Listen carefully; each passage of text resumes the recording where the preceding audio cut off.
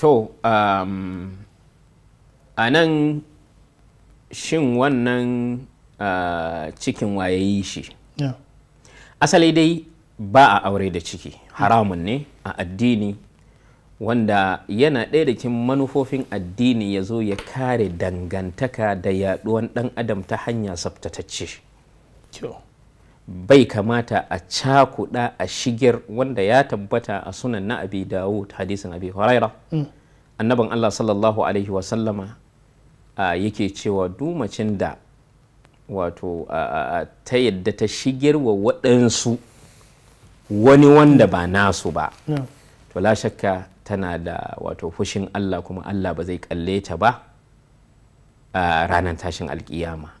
Hakan nan mijin da ya san ɗansa shi ɗansa ne amma ya musanta shi, to Allah zai yi shamaki tsakaninsa da shi ranar tashin alkiyama.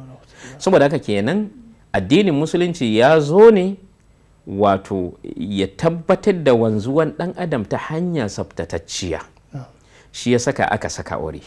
Saboda haka cikin nan da aka same shi haramun ne a yi aure da cikin nan, dole ne sai shi yasa ko zina aka yi, ko mace in ta yi zina an tabbatar ta yi zina ma ba ciki, to takan yi istibra'i.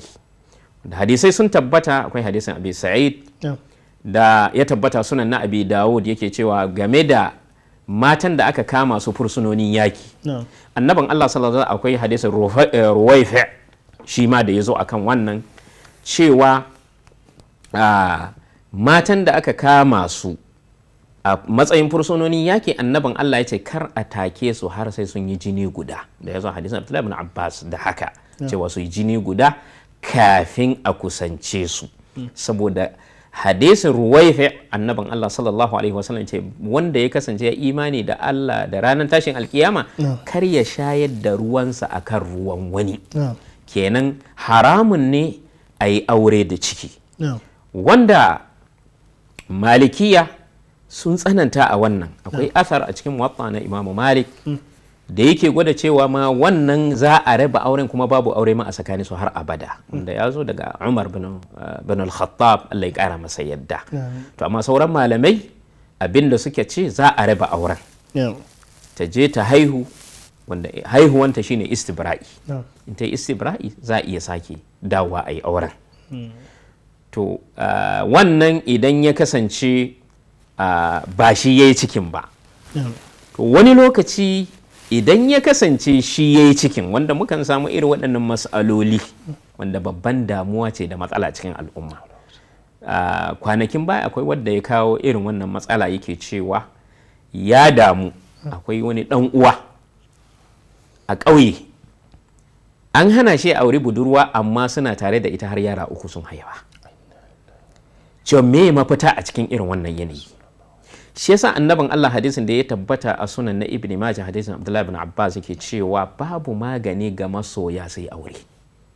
Matukar miji da mace sun kulla soyayya, to abin da ya kamata in har an fahimci soyayyan ta kai wani matsayi, to ai musu aure.